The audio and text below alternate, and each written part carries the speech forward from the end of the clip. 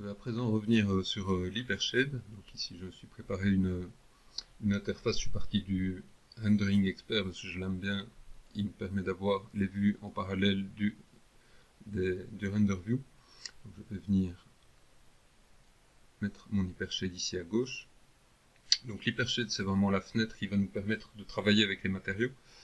Alors elle comporte plusieurs parties qu'on va retrouver ici au-dessus dans le menu Windows de l'Hypershade, plus des éléments qu'on peut trouver également, qu'on peut venir soit mettre dans l'Hypershade, soit mettre dans notre interface de manière globale. Alors on a toujours cette zone-ci qui est vraiment la zone centrale de l'Hypershade. Donc cette zone-ci, elle va nous permettre vraiment de visualiser des matériaux complexes avec des connexions dans tous les sens et de voir vraiment ce qu'on a connecté, comment on a connecté des textures à notre matériau, etc. Alors, la zone ici au-dessus, elle va nous permettre de visualiser ce qui est présent dans la scène. Alors, qu'est-ce qu'on va trouver? On va trouver les caméras, on va trouver les lumières, on va trouver nos matériaux. Donc, par exemple, le Lambert 1 par défaut et le Standard Surface 1 qui sont des matériaux qui existent tout le temps. Ces deux éléments-là aussi. Et puis les matériaux qu'on va créer dans notre scène. On va également trouver des textures qu'on aurait pu utiliser dans la scène. Par exemple, ici, une grille ou un noise.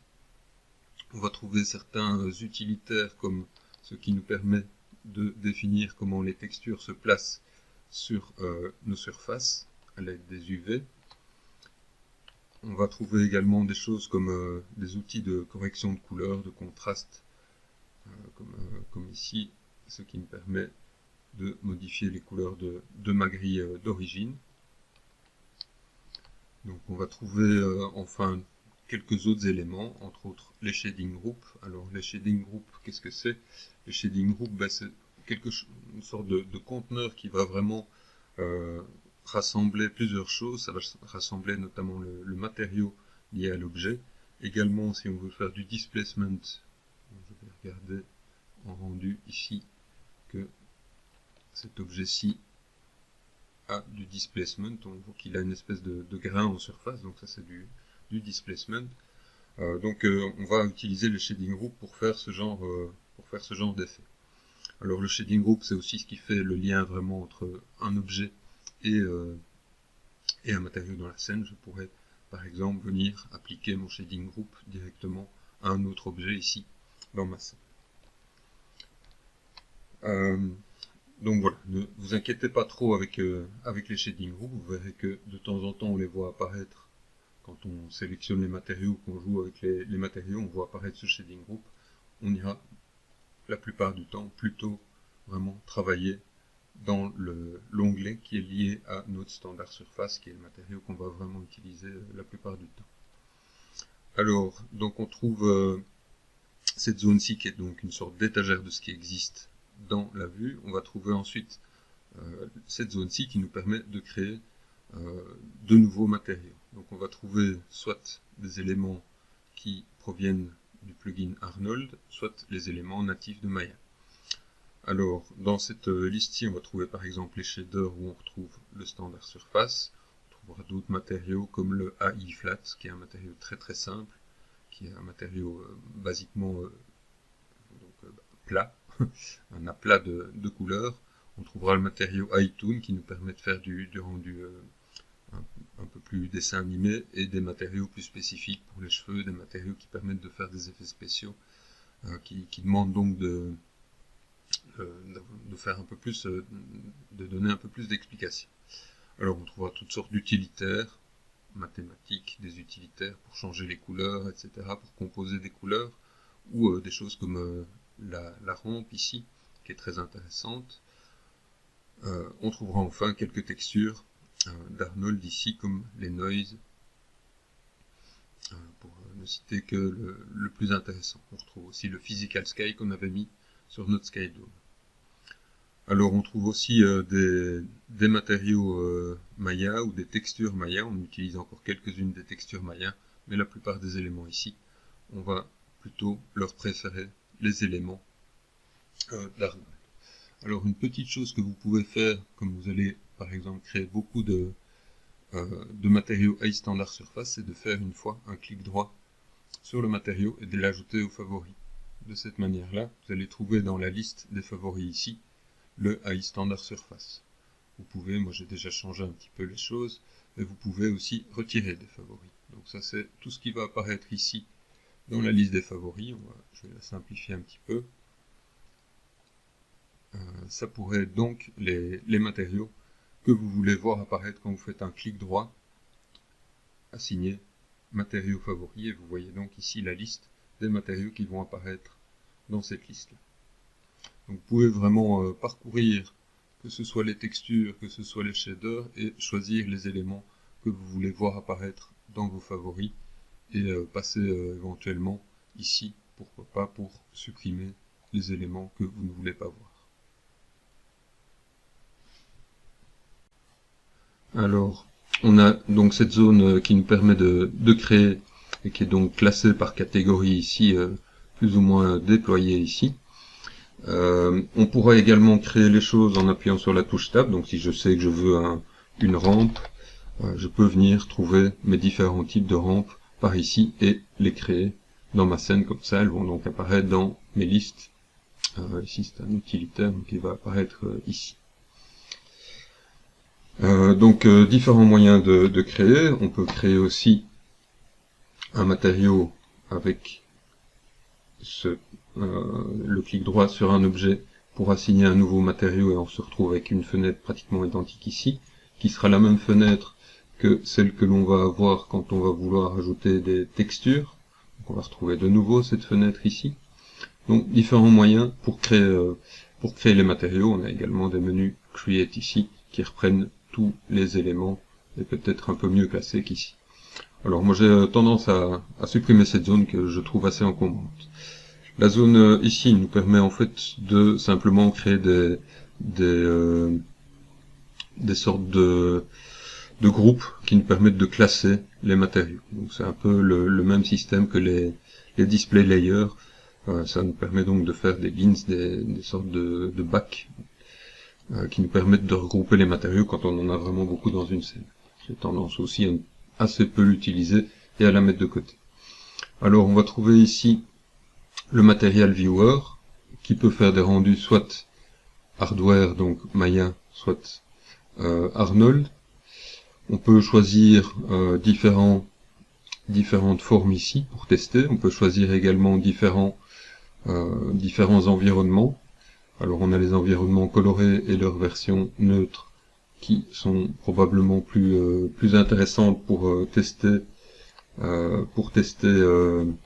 les couleurs, pour valider les couleurs de nos objets.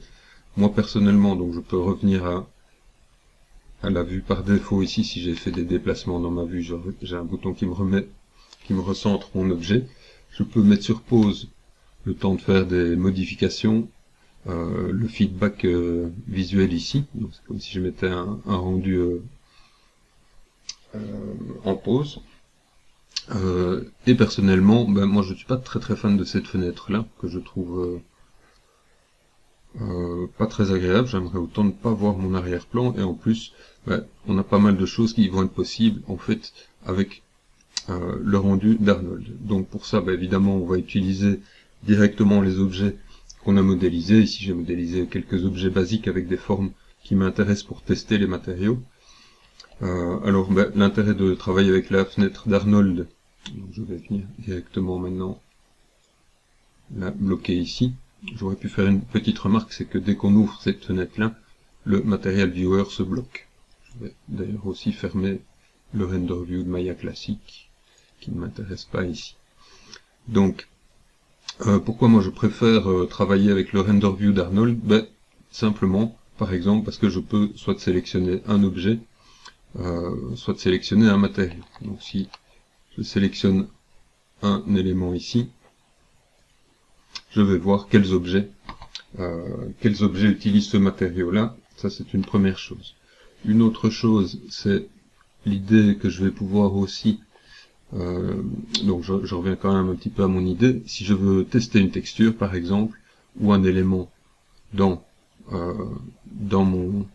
mon historique de création du matériau, j'ai vraiment ce bouton qui permet d'isoler la sélection, qui va me permettre de visualiser aussi une texture, et ça c'est vraiment précieux. Alors, on a ce bouton 1 qui est assez utile quand on teste des textures, qui nous met un pixel de l'écran, un pixel de l'image. On va également avoir cet élément-ci qui nous permet de faire des tests plus localisés, et si je veux vraiment me concentrer sur un élément dans ma scène et avoir un rendu très rapide, je vais pouvoir vraiment tester mon élément et visualiser ce qui se passe quand et assez rapidement, interactivement, ce qui se passe quand je modifie mes attributs. Donc cette zone-ci est vraiment très utile. Donc vous avez la petite croix du centre qui vous permet de la repositionner, de la redimensionner, et vous pouvez vraiment, et donc shift-clic, vous récupérez, donc shift zone, vous redessinez une zone, shift-clic dans le vide, vous supprimez cette zone. Donc ça vous permet vraiment de vous localiser sur un élément, voire d'isoler une texture, etc. Donc ça c'est vraiment une des premières choses qui est intéressante quand on fait du travail de matériaux dans Arnold. Une autre chose qui peut être intéressante et qui va être vraiment très utile, c'est l'utilisation des AOV, et on va directement choisir quelques-uns des AOV. Je vais prendre le côte diffuse, on va même prendre diffuse direct et indirect, on va prendre l'émission, l'opacité, sheen, spécular, direct et indirect, SSS, transmission,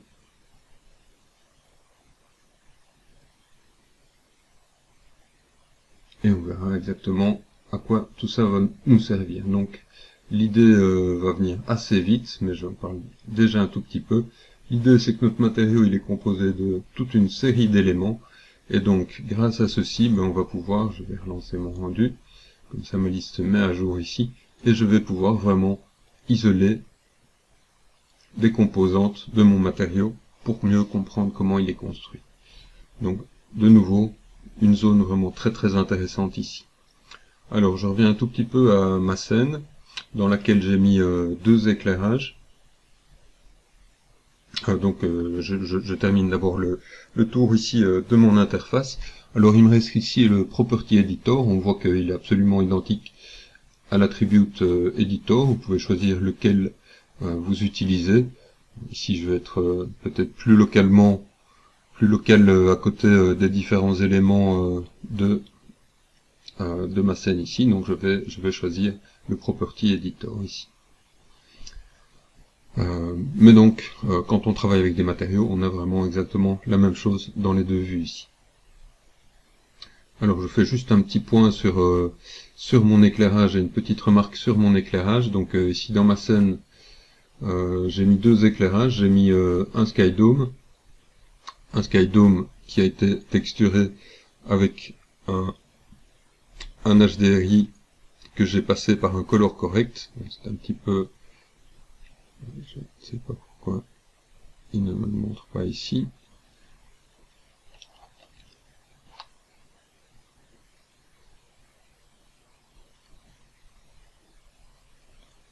Voilà. Donc j'ai pris un image que j'ai passé au travers d'un color correct. Donc on va aller voir exactement ce que j'ai fait ici.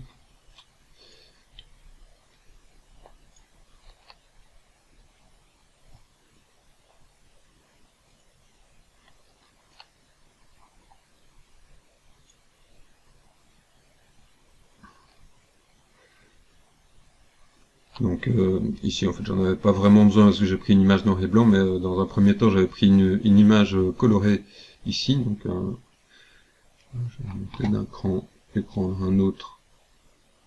Imaginons que je prends ceci. Donc le fait de le passer par un color correct, donc, je vais montrer exactement comment les choses sont connectées. Donc le out color passe dans un input ici, et je peux, grâce à la saturation, éviter d'avoir des couleurs dans la scène. Donc les couleurs que j'aurai proviendront exclusivement de mes éléments. Donc si vous voulez avoir un environnement comme celui-ci, vous pouvez faire ça. Donc ce sera un peu l'équivalent de ce qu'on avait dans le Material Viewer. Alors dans le Skydome, ben, j'ai laissé une intensité à 1 et je peux, moi j'aime autant faire ceci, c'est-à-dire pouvoir vraiment me concentrer sur mes objets. Donc j'ai rendu invisible mon arrière-plan. Ça me permet de mieux me focaliser sur mes éléments. Alors j'ai rajouté à cela une area light. Alors je vais remettre un matériau sur mes différents objets. Je vais prendre mes différents objets dans la scène et venir mettre un matériau high standard surface que je mets tout à fait blanc ici. Donc je mets tout à 1 dans les 4 champs ici et ici. Et je vais aller regarder ce que j'ai au rendu. Donc je vois ici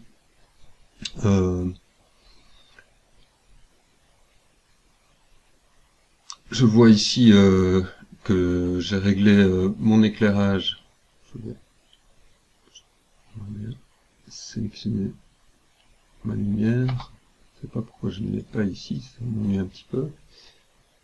Je vais sélectionner mon area light. Alors juste le fait de mettre un matériau blanc comme ça, tout à fait blanc, ben on voit la manière dont notre scène va réagir à un éclairage tout à fait blanc. C'est-à-dire que si je mettais un éclairage plus important, ben, j'aurais peut-être des éléments comme ici. Par exemple, ici je vois que ma scène est brûlée. Donc si je me mettais au contraire comme ça ici, je vois que quand je mets du blanc dans ma scène, ben, j'ai une scène qui est un peu grise comme ça. Donc quelque part, ben, l'idée c'est vraiment d'essayer de trouver une valeur telle que, peut-être en jouant un petit peu avec l'exposition ici, je vais vraiment voir dans ma scène si je mets un matériau blanc, ben, j'aurai une réponse qui est proche du blanc en tout cas, dans les zones les plus éclairées de mes objets. Voilà, donc ça c'est vraiment un peu l'idée de se dire que les couleurs qu'on va régler vont réagir correctement quand on aura un éclairage standard ici de valeur. Donc voilà, le blanc de ma scène, je vais rester sur une valeur de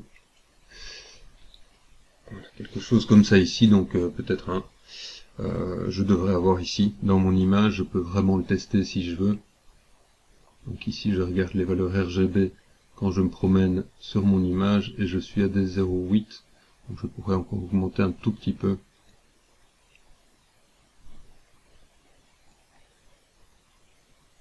Voilà, là je déborde très très légèrement, je vais mettre 0,95 ici. Voilà, donc ça c'est vraiment l'idée que votre scène va, votre éclairage va représenter assez fidèlement les couleurs que vous allez créer dans l'hypershape avec les réglages qu'on va faire vraiment maintenant ici en sélectionnant nos matériaux. Je reviens brièvement dans la fenêtre Create ici pour reparler un peu des matériaux Maya et vraiment insister sur le fait que je vous invite à ne pas utiliser les matériaux comme le Blinn, le Phong dans vos scènes anisotropiques, etc. N'utilisez pas tout ça. Tous ces matériaux-là datent d'une époque, je vous montre ici, date d'une époque, de l'époque de Tintoy, donc le premier des Pixar, et nous donne des rendus qui sont à peu près aussi inintéressants que celui-ci. Le seul matériau qu'on pourrait éventuellement utiliser, c'est le standard surface, qui est en fait un matériau qui a été créé après le high standard surface, et qui est une sorte de matériau équivalent de Maya, qui répond à un même standard ici, de valeur qu'on va trouver dans ce matériau qui est devenu vraiment une sorte de référence. Donc on s'applique vraiment à utiliser ce matériau-là, le high standard surface, et donc les autres matériaux, ne les utilisez pas pour le moment, simplement parce qu'ils ne sont pas destinés à être utilisés sur 99% des objets. Donc on a des matériaux vraiment très très spécifiques comme le Car Paint ou le High Standard Air qui ont propriétés un peu particulières pour des cheveux ou des peintures métalliques de voitures. Mis à part ça, c'est vraiment des utilitaires qui vont nous permettre, par exemple, de mélanger plusieurs matériaux ou d'avoir des effets spéciaux comme un matériau d'un côté des surfaces, un matériau de l'autre, etc. Donc c'est vraiment des choses qui demandent un peu plus d'explication et qui vont être utilisées dans des circonstances particulières. Donc avant de passer à la vidéo suivante, je voudrais quand même revenir aussi sur une autre idée, qui est que je vais assez peu parler de texture. Donc je vais surtout regarder comment manipuler les différentes valeurs du matériau, les différents attributs du matériau, pour par exemple créer des matériaux métalliques, etc.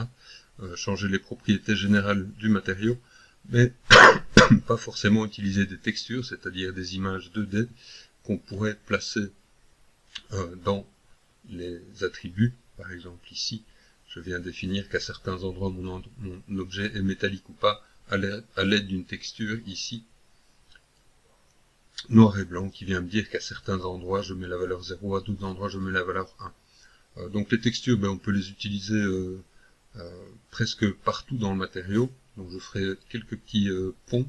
Alors une des raisons pour lesquelles je ne l'utilise pas, je ne parle pas trop de textures, c'est parce que pour la plupart des textures, en tout cas une bonne série de textures, nos objets doivent être développés en UV, donc je dois avoir ce genre de travail dans la fenêtre UV qui comporte assez bon nombre d'outils et donc demanderait vraiment quelques heures de cours. Alors ça c'est une chose. Ceci dit, je ferai peut-être quelques exceptions et je viendrai de temps en temps utiliser certaines textures. On a des textures comme le Cell Noise que l'on peut utiliser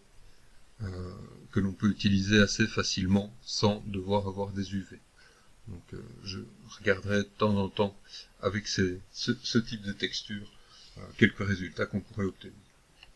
Voilà, mais donc retenez, dans un premier temps, la plupart du temps, on ira vraiment juste travailler sur le matériau, travailler sur ses champs de couleurs ou de valeurs, pour regarder les différentes propriétés de ce shader high standard surface.